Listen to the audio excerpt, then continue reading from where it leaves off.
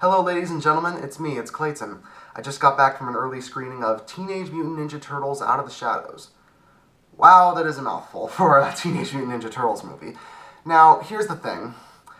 If you're wondering, yes, this movie is far better than the first Teenage Mutant Ninja Turtles movie because it completely abandons the gritty tone set by the first film, and that's a good thing. The first Teenage Mutant Ninja Turtles movie back in 2014, that was produced by Michael Bay, was an absolute mess. Not only did it not follow the Turtles as main characters, but it had a bunch of horrible performances, unconvincing effects, and just, it lacked any of the charm that the original Ninja Turtles had in the 1987 cartoon, or even the 2003 cartoon, or the 2012 cartoon. With this film, however, it knows what it's supposed to be. It's a love letter to the fans of the original comics and the 1987 cartoon, and it treats the characters well, as it gives the Turtles the main roles, and has some great performances from them, and, surprisingly, from two of the villains. But I'm getting ahead of myself.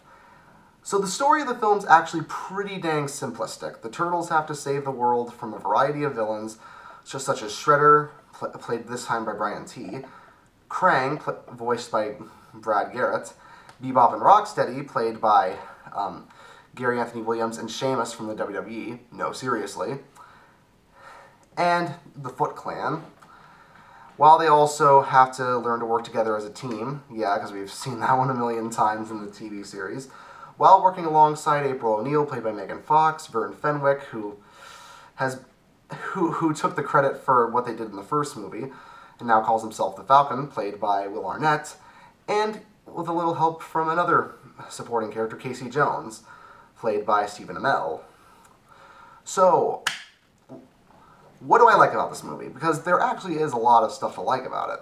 First of all, the horrible designs of the Turtles have actually been slimmed down a bit, and they actually do give them a more cartoony appearance. It's still clearly a Michael Bay cartoony appearance, but it works better for the tone of the film. Plus, the colors are brighter, the comedy is actually funnier, even though it's still pretty juvenile comedy. There were some legitimate moments that made me laugh, both from Michelangelo, who is pretty much as funny as he was in the 1987 cartoon. Not all of his jokes hit, but a lot do.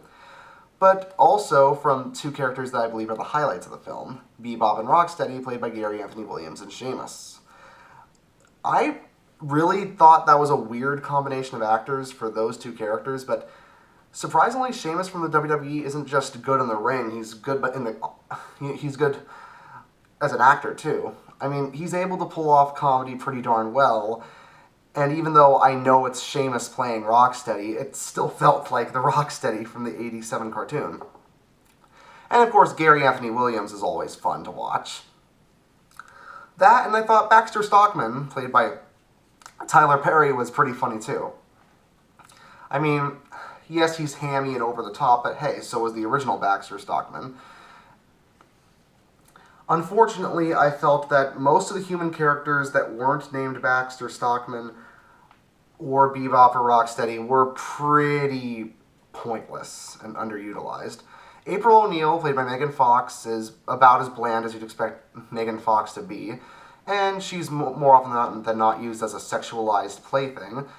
Look, there's a sequence in the beginning of the film where she dresses up as a schoolgirl fetish just to get some information from someone. I was like, really? I mean, I know Michael Bay just produced this film, but it looks like he took the reins for that scene just to show his pervy personality again. Granted, Michael Bay is getting better at controlling himself, but I felt like I was watching his inner 15-year-old rather than his actual 50-something-year-old. Look right there. Will Arnett's Vern Fenwick is pretty annoying, and about as unfunny as he was in the first film. It's almost like the filmmakers were saying, come on, it's a Nickelodeon movie. Are we really going to use his A material? No, they didn't. And Stephen Amell's Casey Jones is probably the furthest Casey Jones from the comic as well. I mean, I like Stephen Amell from Arrow, but this guy just is not Casey. Just because you gave him the same name, it doesn't automatically make him the same character. See the movie and you'll see what I mean. And there are actually a ton of cameo appearances. Judith Hawag or if that's how you pronounce her name, was supposed to appear in the movie, but she didn't appear. Unfortunate. But Laura Linney shows up as the police chief for the NYPD, and I was thinking, hey, what is she doing in this movie? And I told myself, I don't know, what was Whoopi Goldberg doing in the first movie? And I was like, touche. Yeah, her role's not that really big, but it really seems odd that a B-list or A- list actress like her would choose a film like this. Also, one of the things that I did legitimately like about the movie was the soundtrack. There are tons of songs thrown in. A bunch of them are actually references to previous Turtle works. Like, there's a Vanilla Ice song playing in one of the scenes, and if you know your Turtles history, you know he appeared in The Secret of the Ooze. I mean, in fact, the whole subplot in the film about mutagen, I'm not going to spoil anything, but that reminds me a lot of the mutagen main plot of Teenage Mutant Ninja Turtles 2 Secret of the Ooze. And I just loved how many references there were. I mean, this is clearly a film made by Ninja Turtles fans for the Ninja Turtles fans. So if you like the Ninja Turtles from the 1987 cartoon, you'll definitely enjoy this film. And if you don't, then there's really nothing much here for you. I know the critics have been really harsh on this film, but I'd say there's a good amount of great stuff and bad stuff. The stuff with the turtles, the effects and the action scenes are great, whereas the stuff with the humans and the juvenile writing is not so great.